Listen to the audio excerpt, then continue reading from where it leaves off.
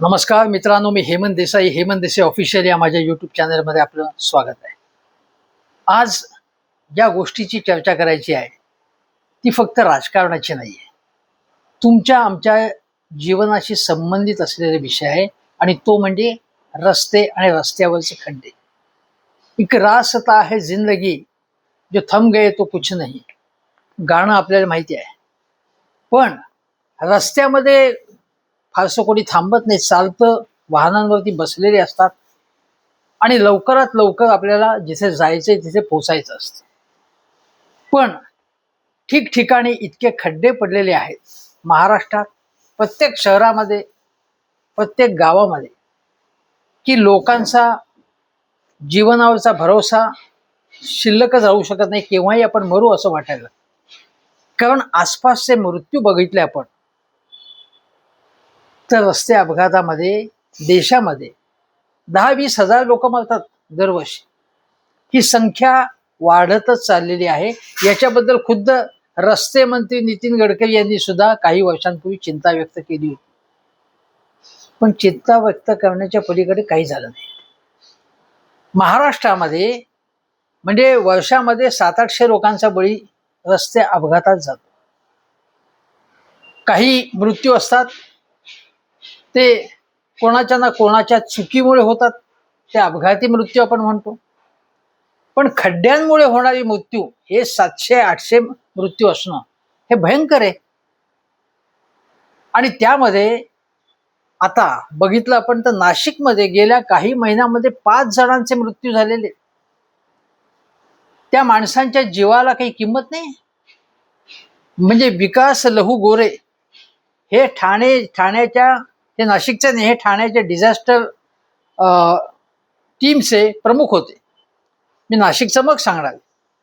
नंतर प्रभाकर निकम, उज्ज्वला गायकवाड त्या मला वाटतं नाशिकच्या, दीपाली बेळे या नाशिकच्या, प्रवीण गायकवाड, सुनीता पाल या मला वाटतं ठाणे, भिवंडी, शहापूर या परिसरामध्ये यांचा मृत्यू झाला. ते विकास लहू गोरे हे तर जे जवान होते ते तर आता भिवंडीला जी मला वाटतं इमारत पडली त्यामध्ये अनेकांचे जीव त्यांनी वाचवले. त्यांना लहान बाळं आहेत आणि त्यांचा केवळ खड्ड्यामुळे मृत्यू झाला. किंवा या सुनीता पाल मागे बसल्या होत्या सीटवर आणि त्यांचे पती चालवत होते गाडी. नवीन फ्लॅट बुक करणार होते. प्रत्येकाची घराची स्वप्न असतात आणि खड्ड्यामध्ये गाडी गेली. त्या एकीकडे फेकल्या गेल्या, नवरा दुसरीकडे फेकला गेला. नवरा जखमी झाला, जबर जखमी. पण यांच्या मागून एक ट्रक आला आणि त्याखाली बिचाऱ्या चिरडल्या गेल्या. त्यांच्या जीवाला काही किंमत नाही का? किती लोकांचे मृत्यू होत आहेत. नाशिकमध्ये तर 5 मृत्यू झाले एकूण. काल आजही दोघ जण वाहनांवरती खाली पडले. सिनियर सिटीजन्स होते, ते टाके पडले त्यांना. पण काहीही याच्यावरती होत नाही. महाराष्ट्रात ठिकठिकाणी म्हणजे अगदी मीरा भाईंदर मध्ये नरेंद्र मेहता जे आमदार आहेत त्यांचं आणि तिथे प्रताप सरनाईक शिवसेनेचे, शिंदे सेनेचे यांच्यामध्ये सतत आरोप प्रत्यारोप चालू असतात. त्यांनी असं सांगितलं, नरेंद्र मेहतानी, हे दोन्ही सत्ताधारी पक्षाचे, की आम्ही महापालिकेला पैसे द्या रस्त्यासाठी, रस्ते दुरुस्तीसाठी म्हणून फंड मागितला, पण तो फंड रिलीज केला जात नाहीये रस्त्याच्या कामांसाठी, खड्डे बुजवण्यासाठी. महापालिकेचं उत्पन्न कमी आहे. 500 कोटी रुपये मागितले, ते 500 कोटी रुपये अडून ठेवलेले. शिंदेनं पत्रकारांनी विचारलं की हे खरं का? ते म्हणाले की काही नाही, आम्ही काहीच प्रश्न नाही, जो काही निधी असेल तो आम्ही रिलीज करू म्हणाले. पण हे नुसत्या आरोप प्रत्यारोपातनं मीरा भाईंदर मध्ये रस्त्यांची चाळण झाली, शहापूरमध्ये झाली आहे, भिवंडीमध्ये झाली आहे, घोडबंदर रोडवरती अनेक प्रॉब्लेम्स आहेत ठिकठिकाणी, वसई, विरार, नालासोपारा सगळीकडे हीच समस्या आहे.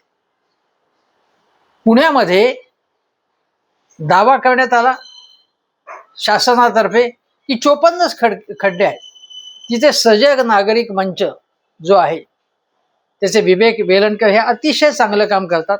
त्यांनी दाखवून दिलं की 54 खड्डे कसे पुण्यामध्ये एकाच भागामध्ये, म्हणजे जो नवी पेठ म्हणतात गावामधलाच, तिथे अगदी जवळच्या पट्ट्यामध्ये 25 खड्डे आहेत.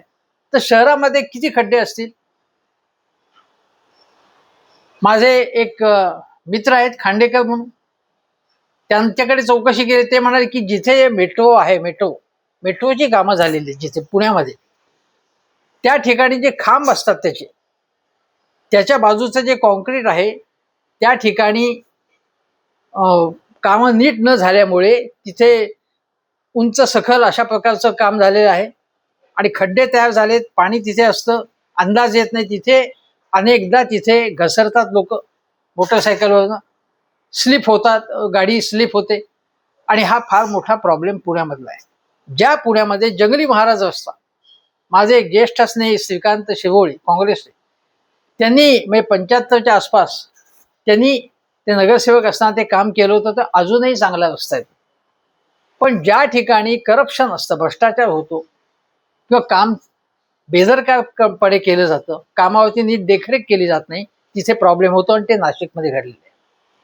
नाशिकमध्ये कुंभमेळा आहे आणि म्हणून रस्ते उखडण्यात आलेले आहेत. 22-25 ठिकाणी अशी कामं चालेल की म्हणजे महत्वाचे रस्ते शहरामध्ये, शहराकडे येणारे, शहरामधनं जाणारे. आणि तिथे कुंभमेळा मंत्री कोण आहेत? गिरीश महाजन आहेत. ते फडणवीसांचे उजवे हात. ते संकटमोचक असं म्हटलं जातं त्यांना. प्रत्येक संकट आलं की हे जातात आणि संकटाचं म्हणे निवारण करतात. म्हणून त्यांचा गजर चालू असतो सतत. मध्यंतरी त्यांनी सांगितलं की आता मीच कशाला पाहिजे, त्यामुळे आता माझा निवृत्त होण्याचा विचार आहे. आता ते निवृत्त होण्याचा विचार त्यांचा प्रत्यक्षामध्ये कधी येईल ते मला माहित नाही. पण त्यांचं काम जर असं बघितलं तर निवृत्त आत्ताच व्हा असं लोक तिकडचे म्हणायला लागले. गिरीश महाजन हे सतत वादात असतात हे लक्षात घ्या. काल आजच एक बातमी आलेली आहे ती जळगावची. ते मूळ जळगावचे म्हणजे खानदेशातले, आणि आता पालकमंत्री जरी नाशिकचे नसले तरी तेच अप्रत्यक्ष पालकमंत्री आहेत. त्या ठिकाणी जळगावमध्ये एक व्यायाम करण्यासाठी एक ज्या ठिकाणी जिल्ह्याचं काहीतरी एक मैदान वगैरे आहे, त्या ठिकाणी पोलीस भरतीसाठी आलेली मुलं व्यायाम करतात, पळतात वगैरे.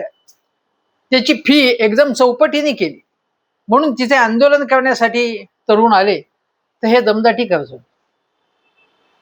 मध्यंतरी एका कार्यक्रमात त्यांच्या खिशामधलं पिस्तूल बाहेर आलेलं होतं म्हणून त्यांचं नाव पिस्तुले असं पडलं. मध्ये एकदा पंजाबमध्ये गेले ते आणि ऑपरेशन ब्लू स्टार हा काळ जेव्हा झालं म्हणजे दहशतवाद्यांच्या विरोधात, ते काळा दिवस आहे म्हणून हे म्हणाले. आणि अहमद शाह अब्दालीची तुलना केली यांनी, जो भारताचा जो दुश्मन आहे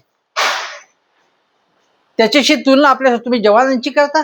संपूर्ण देशामध्ये याचा निषेध झाला आणि हे म्हणतात की आम्हीच राष्ट्राभिमानी, बाकीचे देशद्रोही.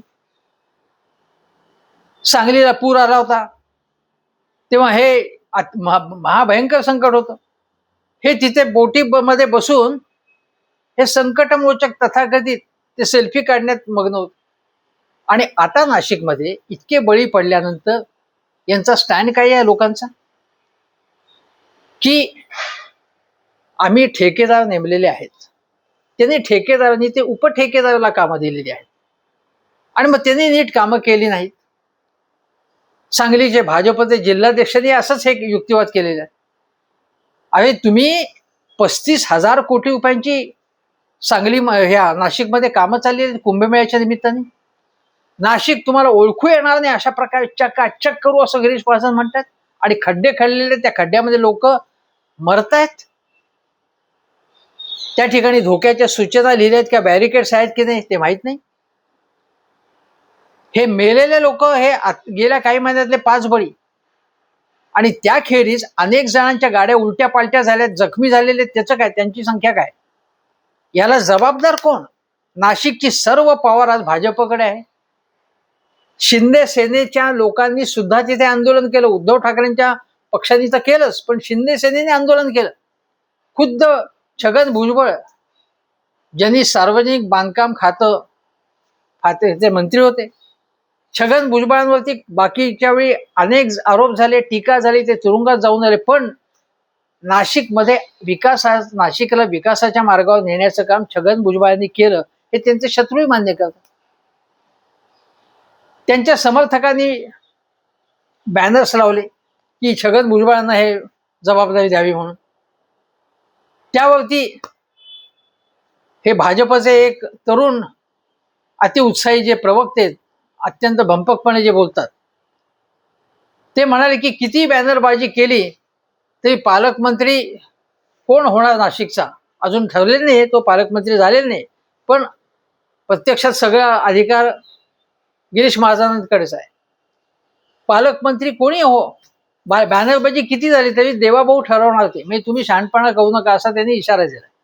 आता छगन भुजबळांना जो इशारा अप्रत्यक्ष हा भारतीय जनता पक्षाचा कालचा पोरगा प्रवक्ता बनलेला हा देत असेल तर काय याला काय म्हणायचं. बरं, ही नाशिकमधली जी सगळी कामं जी दिलेली आहेत ती कामं देण्याचे अधिकार सगळे गिरीश महाजनांना आहेत. त्यामध्ये कोणीही मध्ये ना खुपसायचं नाही अशा प्रकारचे अप्रत्यक्ष सूचना आहेत. आणि माझ्या माहितीप्रमाणे हा जो काय एवढी प्रचंड रस्त्याची कामं देण्यात आलेली आहेत, कुठे रस्ते असतील, कुठे पूल असतील, कुठे ॲक्सेस रोड असेल, या सगळ्यांची कामं देणे त्या जी दिलेली आहेत त्याच्यामधनं काही ॲडव्हान्स घेण्यात आलेले आहे असं लोक म्हणतात. आणि बघा याच्यामध्ये हे जे सगळे व्यवहार होतात त्याच्यामध्ये महाराष्ट्रावरती एक मोहित झालेला माणूस आहे, भाजप ज्याच्यावरती मोहित झालेली आहे, अशा माणसाच्या मार्फत काही व्यवहार होत आहेत का? ठेकेदारांकडनं ॲडव्हान्स काही रक्कम घ्यायची ती घेतली गेली आहे का? 100 कोटीचं काम असेल तर 10 कोटी रुपये ॲडव्हान्स घेतले गेले आहेत का? आणि हे कोणी घेतलेले आहेत अनधिकृतपणे असे आरोप होत आहेत, अशी चर्चा आहे. मला माहित नाही काय खरं, पण असे आरोप होत आहेत. नाशिकवर कोण मोहित झालेला आहे? असा कोण पुरुष आहे की जो नाशिकवर मोहित झालेला आहे? ज्याच्या दिशेने ठेकेदार जात आहेत सगळे. आणि मग एकदा ही ॲडव्हान्सची रक्कम घेतली की मग काय वाटेल ते करा तुम्ही तिकडे, असं चाललंय का? त्या काम कसं चाललेलं आहे त्याच्यावर काही महापालिकेची काही सुपरविजन, इंजिनियर्सची सुपरविजन, प्रशासनाची सुपरविजन, मंत्र्याची सुपरविजन, आणि मुख्यमंत्री काय करतात? मुख्यमंत्र्यांनी आता मीटिंग लावली. त्या मीटिंग पूर्वी सांगतो तुम्हाला की जी चर्चा अशी आहे, म्हणजे अतिशय महत्वाच्या लोकांशी मी चर्चा केली, त्यांचं असं म्हणणं आहे आता हा याच्यामध्ये पक्षभिक्ष काही नाही, म्हणजे लगेच लोक म्हणतील हा मग त्यावेळी पैसे खाल्ले जात नव्हते का, त्यावेळी भजन कीर्तन चालू होतं का? त्याबद्दल मी काही म्हणत नाही, आज या विषयाची चर्चा आहे म्हणून बोल. ज्यावेळी काँग्रेसचं सरकार होतं तेव्हा काँग्रेसच्या अनेक गैरव्यवहारांवरती मी बोललेलो आहे, टेलिव्हिजनवर बोललोय, लेख लिहिलेले आहेत, भाषणात बोललोय, फेसबुकला लिहिलेलं आहे, ते लोकांना सोयीस्करपणे आठवत. मुद्दा असा आहे की आज आमदारांना नाशिकमध्ये असेल किंवा अन्य ठिकाणी आमदारांचे अशा सगळ्या कामांमध्ये 2% असतात. एका नगरसेवकांनीच मला ही माहिती सांगितली, अगदी हे नाशिकच्या संदर्भातही सांगितली. 2% आमदारांचे, हे 10% वेगळेच. 2% आमदारांचे, 2% जे असतील ते संबंधित विभागातल्या नगरसेवकाचे, मग अजून 2% हे मी एकूण सांगतोय, म्हणजे नाशिकच्या संदर्भात हे बोलतोय असं नाही. आत्ता हे जे स्पेसिफिक जे बोलतोय ते आयुक्त असू शकतो, कुठे जिल्हाधिकारी असू शकतो, कुठे इंजिनियर असू शकतो, असे कमिशन मध्ये वाटले जातात. आणि हे कमिशन इतकं आहे, आज 100 रुपयाचं काम असेल तर 40% असं एकूणच सगळ्यांना वाटण्यामध्ये जात असतील तर कामाचा दर्जा काय होईल? ठाण्यामधल्या कामांबद्दल ठाणे जिल्ह्यातल्या आणि ठाणे शहरातल्या अविनाश जाधव मनसेचे जे लढवय्ये नेते आहेत ते म्हणाले असं की एवढे तुम्ही केवळ पैसे घेता, कामाचा दर्जा काय राहणार आहे? आणि मुळात तुम्ही हे घेतल्यानंतर काम झालंय की नाही ते बघता की नाही? काय कसं नुसतेच पैसे खिशात टाकतात आणि मरा म्हणता तुम्ही. बाकी काय कोणी मरो त्या खड्ड्यात, तडमडो काही हो, आमचं काही आम्ही पैसे घेतलेले. अविनाश जाधवांसारखे लोकांच्या काळजीत हा प्रश्न विचारतात. आणि मनसेने हे प्रश्न घेतलेले ना, अगदी मुंबई गोवा रस्त्यावरच्या जे तिथले रस्त्याचं काम कसं अर्धवट आहे, कसे खड्डे आहे, कसं वाईट काम आहे, याच्याबद्दल अमित ठाकरेंच्या नेतृत्वाखाली मोर्चा निघाला होता. टोलच्या विरोधात त्यांनी मोर्चा काढलेला होता. आता सांगायचं तुम्हाला असं की अजून दोन गोष्टी, म्हणजे हे नाशिकचं झालं, गिरीश महाजनचं झालं. गिरीश महाजन काय करतात याच्यामध्ये, किंवा कुठल्याही ठिकाणचा ज्याला पकडतात लोक की बघा रस्त्यात अपघात होत आहे काय. आता हा जो एक पूल आहे, हा धुळे नागपूर बायपास आहे, तो काहीतरी खचला आणि मग गिरीश महाजन तिथे गेले, गुलाबराव पाटील गेले तिथे, आणि तो खचल्यानंतर तो बायपास, तो पूलही खचला, फाउंडेशन चांगलं नव्हतं. मग गिरीश महाजन ठेकेदाराला फोन केला आणि हे कसं झालं असं जाब विचारला की लगेच बातमी येते, बघा गिरीश महाजन संकटमोचक, जाब विचारला ठेकेदाराला. अरे पण जाब विचारला म्हणजे मुळात तुमचं काही सुपरविजन नव्हतं? कशामुळे हे झालं? सुरत नागपूरचा हायवे आणि तिथे जळगाव शहराच्या जवळचा जो बायपास आहे, तिकडचं जे काम आता काही ते गेल्या वर्षी झालं होतं, तिथे परत सगळं काम वाईट झालंय, परत पैसे खर्च. म्हणजे महाराष्ट्राला तुम्ही खड्ड्यात घालताय. आज लोक मरतायत, तिथे जखमी होत आहेत, वाहनं स्लो करायला लागतात, त्यामुळे इंधन वाया जातं, लोकांच्या कमरा हे होतात, ढिल्या होतात. पण राज्यकर्त्यांना याची काहीही पडलेली नाहीये. ठेकेदाराकडनं कमिशन मिळालं की झालं. आणि ठेकेदारही म्हणतात आम्ही एवढं तुम्हाला पैसे चारतो आणि मग आमचं काम अशाच दर्जाचं होणार, तुम्ही काय विचारता आम्हाला, शिवाय तुम्ही आम्हाला बिलं वेळेवर देत नाही, तुम्ही मात्र तुमचा जो कट आहे तो लगेच घेता. ही अशी स्थिती आहे महाराष्ट्राची. आणि याच्याबद्दल आता नाशिकच्या बाबत बोंबाबोंब झाली आणि आंदोलन झालं तिथे. त्याच्यानंतर एक तिथे महासभेची मीटिंग लावण्यात आली कॉर्पोरेशनची. आता तिथे विरोधी पक्ष डोक्यावर घेणार महासभा पालिकेची. त्याबरोबर फडणवीसांनी काय केलं, मीटिंग लावली. आता ती मंत्रालयात मीटिंग होणार आहे, पण लगेच बातम्या येतील फडणवीसांनी असा इशारा दिला, असे आदेश दिले, 4 दिवसात काम करावं, अशा बातम्या येतील. आणि मग ती महासभातली चर्चा जी असेल त्याला वेगळंच व्हायला लागेल. कारण सत्ताधारी पक्षाचे लोक, भाजपचे म्हणतील लोक की बघा फडणवीसांनी आदेश दिलेत ना तत्परतेने, तुम्ही काय सांगताय. मग महासभेतली चर्चा अगोदरच निवडणार. हे या प्रकारे हे युक्त्या करतात. कुंभमेळ्याचं 35,000 कोटी रुपयांचं बजेट आहे, त्यामध्ये कोणकोणते व्यवहार होत असतील त्याची तुम्ही जस्ट कल्पना करा, काय काय प्रकारचे व्यवहार होत असतील. आता तुम्हाला सांगतो, उल्हासनगर इथे आणि विठ्ठलवाडी खड्ड्यांचं अक्षरशः साम्राज्य तिथे. नागपूरमध्ये हिंगणा औद्योगिक वसाहत, जुनी वसाहत आहे, त्या ठिकाणी म्हणजे अक्षरशः एवढा म्हणजे मोठा रस्ता आहे, त्याच्यामध्ये फक्त 1-2 मीटर जागा वाहनांना ये जा करण्यासाठी आहे. तिथे जे परदेशी लोक येतात, परदेशी गुंतवणूकदार येतात, परदेशी उद्योजक येतात, किंवा ज्यांचं कोलॅबोरेशन असतं, ते काय म्हणत असतील तिथे. पुण्याला IT नगरी हिंजवडी, अजितदादांनी शेवटी हातबलता व्यक्त केली होती. तिकडच्या रस्त्यांची दुर्दशा बघून, फुटपाथची अवस्था बघून, लागणारा वाहतुकीचा वेळ बघून त्यांनी असा आता व्यक्त केली. चाकणला मोठी औद्योगिक वसाहत आहे, तिथे किती बळी पडतात वर्षाला अपघातात रस्त्याच्या, कारण खड्डे योग्य प्रकारे बुजवले जात नाहीत. नाशिकमध्ये तर काय आहे की नाशिकमध्ये वेगवेगळ्या म्हणजे स्मार्ट सिटीची अथॉरिटी आहे, गॅसची अथॉरिटी वेगळी आहे, विजेची वेगळी आहे, पाण्याची वेगळी आहे. आणि याच्यामध्ये समन्वय नाही कुठल्याही प्रकारचा. प्रत्येक वेळ रस्ता उखडला होतो, परस्पर उखडला होतो, काही समन्वयच नाही त्याच्यामध्ये. शिवाय मित्र पक्षांना सुद्धा विश्वासात घेतला नाही. सर्व अथॉरिटी जी आहे ती फक्त गिरीश महाजनांना आणि त्यांच्यावरती देवेंद्र फडणवीस, बाकीच्यांनी बोलायचं नाही. आम्ही कॉन्ट्रॅक्ट देऊ, आम्ही सगळं बघू, तुम्ही टेन्शन घेऊ नका असं म्हणतात.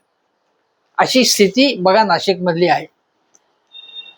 आणि त्यामुळे नाशिक हे आता अपघाताचं एक केंद्र बनत चाललेलं आहे. नाशिकमध्ये मोठ्या इंडस्ट्रीज, नुसता कुंभमेळा नाहीये. नाशिकच्या एका ज्येष्ठ नेत्यांनी मला सांगितलं की नाशिकमध्ये मी अनेक वर्ष नगरसेवक आहे, परंतु कुंभमेळा पाहिलेले, पण नाशिकमधली अवस्था इतकी वाईट कधीही झाली नव्हती. इतकी वाईट दुर्दशा झाली नाशिकची, अक्षरशः खड्ड्यामध्ये गेले नाशिक, आणि महाराष्ट्रच खड्ड्यामध्ये गेले. तुम्ही कोल्हापूर बघा, सोलापूर बघा, सांगली बघा, सगळ्या ठिकाणी खड्डेच खड्डे खड्डेच खड्डे आहेत. विदर्भात सुद्धा आहे. नागपूरमध्ये पाणी शिरलेलं आहे घराघरात. इन्फ्रास्ट्रक्चरच्या नावाने पूर्ण आनंद आहे. पुन्हा कामाचा दर्जा नाहीये, कुठल्याही प्रकारे कामाचा दर्जा नाही. एक लक्षात ठेवा, भारतीय जनता पक्ष म्हणजे विकास गंगा वाहतीये दुथडी बघून. विकास पुरुष देवेंद्र फडणवीस, इन्फ्रामॅन देवेंद्र फडणवीस किंवा एकनाथ शिंदे. महाराष्ट्राची इकॉनॉमी 1 ट्रिलियन होणार, समृद्ध भारत 2047 पर्यंत. बावनकुळे म्हणतात की फडणवीस 2037 पर्यंत मुख्यमंत्री राहतील आणि 2047 पर्यंत आमचंच सत्ता राहील. आणि तुमची सत्ता राहू, जन्मभर राहो, पण क्वालिटी काम करा तुम्ही. निदान लोकांचे जीव वाचवा, लोकांचे नाहक बळी पडू नये अशी बघा तुम्ही व्यवस्था. लाजा वाटायला पाहिजे, लाजा. कशा प्रकारचं काम चाललंय ते. मोठमोठ्या इन्फ्रास्ट्रक्चरच्या प्रोजेक्ट्स आहे, त्याचाही दर्जा चांगला नाहीये. एअरपोर्टचा दर्जा नाही, गळतायत एअरपोर्ट, संसद गळते तिकडे. हे देशामधलं, महाराष्ट्रामधल्या अनेक कामांची अत्यंत वाईट स्थिती आहे. आणि तुम्ही मुंबईमध्ये तुम्हाला पॉश गाड्या पाहिजेत, मेयरला किंवा सगळ्या बड्या बड्या नेत्यांना गाड्या पाहिजेत पॉश, कारण पाठीला कमरेला त्रास होतो आणि बाकीचे लोक मरू देत तिकडे खड्ड्यामध्ये. अभ्यास दौरा करायचा कोणी उल्हासनगर का कुठे लोक गुवाहाटीला गे अभ्यास दौऱ्यासाठी. त्यापूर्वी काही जण परदेशात गेले होते मजा मारायला. हे सगळे नगरसेवक यांचा जो अभ्यास जो चाललेला असतो, परदेशात जातात, परराज्यात जातात, विमानाने जातात, फॅमिली सकट जातात, मजा करतात. हे दिसतंय का? पण ग्राउंड वरती तुम्हाला रस्ते आणि पूल यांच्या कामात काही दर्जा दिसतोय? अपघात कमी होत आहेत? रेल्वे स्टेशन मध्ये गळती होते. एसटी स्थानक, मला वाटतं याचं कोकणातलं रायगड मधलंच म्हणजे भरत गोगावले यांच्या ह्याच्यातलं काय एसटी डेपो जो आहे तिथे एसटी बाहेर काढणं मुश्किल. म्हणजे काय, कशा प्रकार, म्हणजे यांना दिसत नाही का धृतराष्ट्र झाले काय ना, काही दिसत नाही काय चाललंय ते? का केवळ खिसे भरायचे आपले सगळ्यांनी, टीव्हीवरती जाऊन बाईट द्यायचं आणि विरोधकांना नावं ठेवायची. पक्ष फोडण्यामध्ये आणि राजकारण करण्यात त्यांना रस आहे, बाकी कशातही रस नाही यांना. मग खड्डे पडो, धरणांना भेगा पडो, पूल खचो, काय वाटते ते हो. आम्हाला सर्वसामान्य माणसांच्या जीवाची किंमत नाही.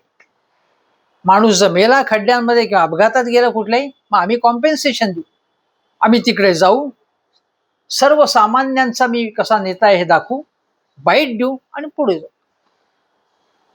कॉम्पेन्सेशन दिल्यामुळे त्या माणसाच्या जीवाची किंमत काही आहे की नाही? त्या माणसाच्या फॅमिलीचं काय? ते जे दुःख आहे तो माणूस गमावल्याचं, नाहक बळी कुठल्या युद्धात नाही पराक्रम करतो, नाहक बळी ज्याला म्हणतो, हकनाक बळी म्हणतो, असे बळी घेतलेले आहेत या लोकांनी. हा मनुष्य वध आहे एक प्रकारे या बेपर्वाईमुळे. आणि याचं नगर विकास खात्याचा काही संबंध आहे की नाही असा, जे एकनाथ शिंदेकडे आहे. MMRDA ची काही जबाबदारी नाही, राष्ट्रीय महामार्गाची काही जबाबदारी नाही, जे नितीन गडकरी जे रस्त्याचं काम बघतात. कोणीही जबाबदारी घ्यायला तयार नाही. मोठमोठ्या प्रोजेक्टच्या घोषणा करायच्या, प्रसिद्धी मिळवायची, आणि अनेक नेते जे आहेत ते आपल्या ठेकेदारांच्या मार्फत कसे आपले खिसे फुगतील आणि त्या पैशाच्या बळावरती पक्ष फोडायचे, माणसं विकत घ्यायची, असं राजकारण चाललंय. सर्वसामान्य माणसांच्या हालाखीची, जीवाची काहीही किंमत नाही या लोकांना. आणि म्हणून या संबंधात विरोधी पक्षांनी जागं व्हायला पाहिजे, आंदोलन केलं पाहिजे, जबरदस्त आंदोलन केलं पाहिजे खड्ड्यांच्या विरोधात. आणि नगरपालिका पालिकांचा एकूण जो भ्रष्ट कारभार आहे, पक्ष कुठलाही असो, उद्या तो काँग्रेस असेल, राष्ट्रवादी, शरद पवार असेल, उद्धव ठाकरेंचा पक्ष असेल, मनसे असेल, कुठलाही पक्ष सत्तेवर, त्याचं जर काम चुकीचं झालं तर त्याच्या विरोधात सर्वसामान्यांची बाजू घेऊन आंदोलन केलं पाहिजे. दुर्दैवाने आपल्याकडे आज सर्वसामान्यांची बाजू घेऊन आंदोलनच होत नाही, पक्षच नाही तसा कुठे. आपण चर्चा कसली करतो की सुनेत्रा वहिनींचा अपमान झाला गुंगी गुडिया म्हणून, त्याची चर्चा होती. कुठे आपण चर्चा करतो की कोणाच्या तरी दुसऱ्या म्हणजे एखाद्या वादग्रस्त स्टेटमेंटवरून कोणाच्या तरी. अजून आपण चर्चा कशी करतो की यांनी मराठा समाजाच्या एखाद्या नेत्याने ओबीसींच्या भावना दुखावल्या, ओबीसींच्या समाजाच्या नाही केली, मराठ्यांच्या भावना दुखावल्या. आपण चर्चा करतो हिंदू मुसलमान प्रश्नाची. पण आपण सर्वसामान्य माणसाच्या ज्या बेसिक गोष्टी असतात त्याला लागणाऱ्या, किमान त्याचा जीव धोक्यात जाणार नाही अशा ज्या गोष्टी करणं आवश्यक आहे, त्या सेवा तुम्ही दिल्याच पाहिजेत. ते दिल्या जात नाहीयेत. त्याची क्वालिटी काय आहे याच्याकडे आपण लक्ष देत नाही. माणसाच्या जीवाची काहीही किंमत नाही या लोकांना. केवळ गोष्टी करतात, वल्गना करतात, जाहिरातबाजी करतात, इव्हेंटबाजी करतात, आणि तुमच्या आयुष्याचीच त्यांना काही किंमत नाही. हे अत्यंत दुर्दैवी आहे. महाराष्ट्र खड्ड्यात गेलेल्या अक्षरशः यांनी ज्या प्रकारे उधळपट्टी केलेली आहे शिंदे सरकार मुख्यमंत्री असताना, आणि आता जी केवळ सवंग योजनांवरती जी उधळपट्टी केल्यामुळे तुम्ही रस्त्यांसाठी, रस्त्यावरचे खड्डे बुजवण्यासाठी सुद्धा तुमच्याकडे धड पैसे नाही. हे दिवाळखोर राज्य केलेले यांनी, आणि तुमची बौद्धिक दिवाळखोरी सुद्धा याच्यामध्ये दिसत आहे. याचा निषेध करावा तेवढा थोडा आहे. हे सगळं हॉरिबल आहे, हे सगळं भयंकर आहे. आणि म्हणून सर्वसामान्यांच्या बाजूने कोणीतरी उभं राहिलं पाहिजे. कॉक्रोच पार्टी असेल किंवा कोणी असेल. आपल्याकडे ग्राहक संघटना नाही आहेत. आपल्याकडे जसे सजग नागरिक मंच जसा आहे पुण्यामध्ये, तसे नागरी संघटना किंवा नागरी ग्रुप्स नाही आहेत. एकेकाळी सकाळचे संपादक संस्थापक डॉक्टर नाभी परुळेकर यांनी नागरी संघटना स्थापन केली होती, नागरी प्रश्न लोकांचे मांडण्यासाठी. तेही आज नाही कुठे. आणि म्हणून सत्ताधारी मजेत आहे. सत्ताधाऱ्यांचा कुंभमेळा जो आहे, म्हणजे ज्याचा सत्तेचा जो कुंभमेळा आहे, तो कुंभमेळा नाही, त्या कुंभमेळ्याबद्दल आपल्याला आदरच आहे. हिंदूंचा मोठा कुंभमेळा असतो, भाविक तिथे जमतात, त्यांना चांगल्या सोयी मिळाल्याच पाहिजे. पण हा सत्तेसाठी जो कुंभमेळा जमलेला आहे, त्यांना तुमच्या जीवाची काहीही किंमत नाही, हे लक्षात ठेवा. आणि म्हणून यांना प्रश्न विचारणं थांबू नका, एवढंच आवाहन आहे. धन्यवाद.